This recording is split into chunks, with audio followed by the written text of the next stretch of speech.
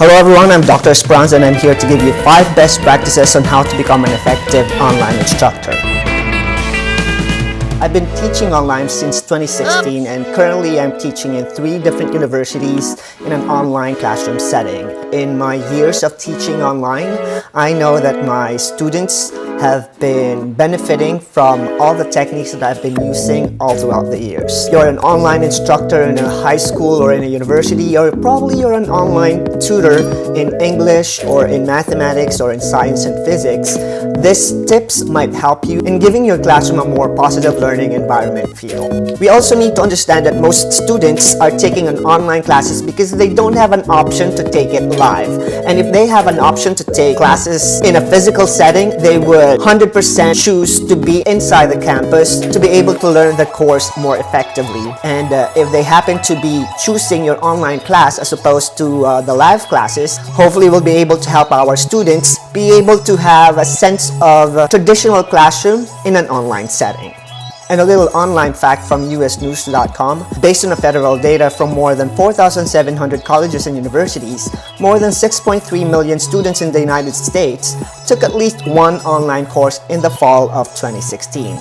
And also, between 2012 and 2016, the total number of students studying strictly on a physical campus dropped by more than 1 million or 6.4%. And with these facts, more and more universities are hiring instructors to teach courses online. And these are my 5 strategies on how to become a more effective online instructor. Tip number 1, make your own video syllabus. Syllabus is extremely important when it comes to giving our policies and the grading system in our classrooms. So what best way to give your students a more effective way on presenting your syllabus, but to give them a video of you explaining to them your policies, your grading system, your rules inside your online classroom. Leverage on the power of YouTube and use YouTube to present your syllabus so that your students will be able to understand your policies and expectations inside your classroom. And most of your online students would be more delighted to see you on video as opposed to be reading their syllabus on their computer screen. Tip number 2, create your own video lecture. I understand the difficulty on how to create your own video lecture because the first time I tried to create my own video lesson, it took me probably 3 hours to create a 5-minute lecture. And as time goes by, I became a little bit more comfortable talking in front of the camera. But for me, my tip is 1, you can use your own PowerPoint presentation or keynote presentation in your computer and just use your voiceover in creating your own video lecture, because there are several apps that would capture what is in your computer screen and your voice so that you'll be able to record it, and it can be a little bit less intimidating when you use this particular method. And once you get comfortable in working or doing your lesson online, you can try working on putting your face on your video lecture using your keynote presentation. And again, there are several ways on how you can do this particular technique using a different application.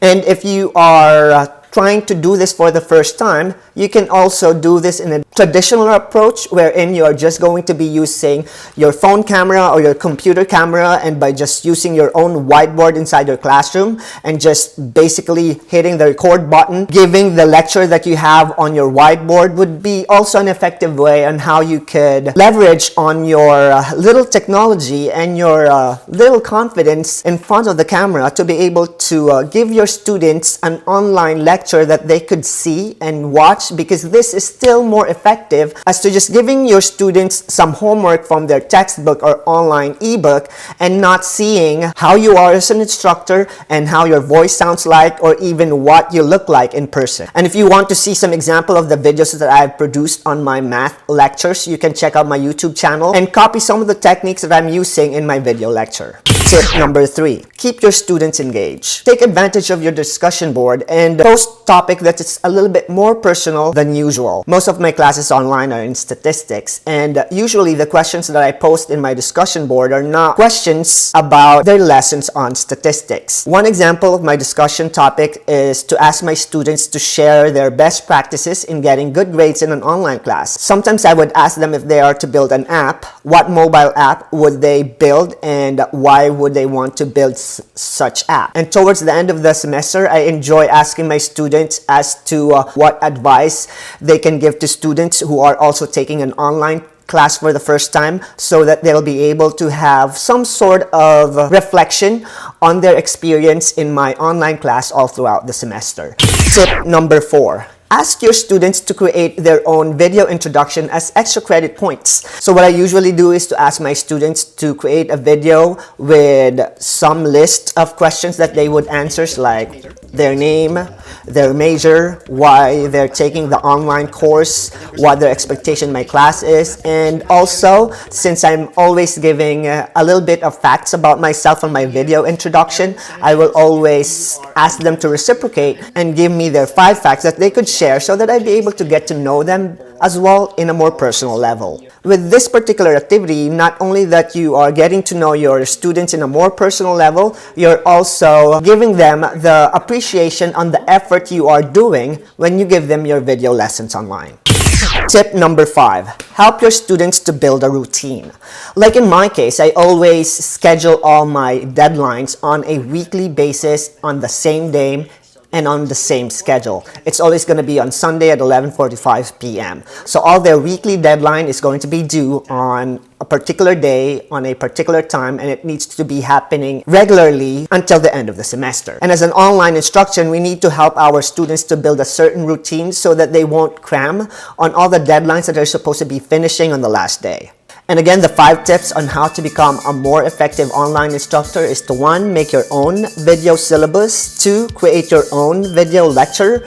3. Keep your students engaged using the discussion board. 4. Require students to make their own video introduction. And 5. Help your students to build a routine. And if you're an online instructor or a teacher who is thinking of creating their own lessons online, you can check out my website, which is www.numberbender.com, and you can also check out my YouTube channel, which is also Numberbender. So you can see some sample videos that I have uploaded online, and you can get some inspiration on the different strategies and techniques that I use in creating my own video lessons. And again, thank you so much for watching my video. This is Dr. Esperanza.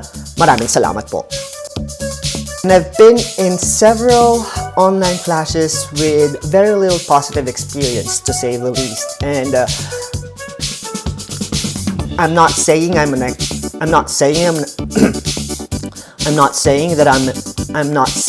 I'm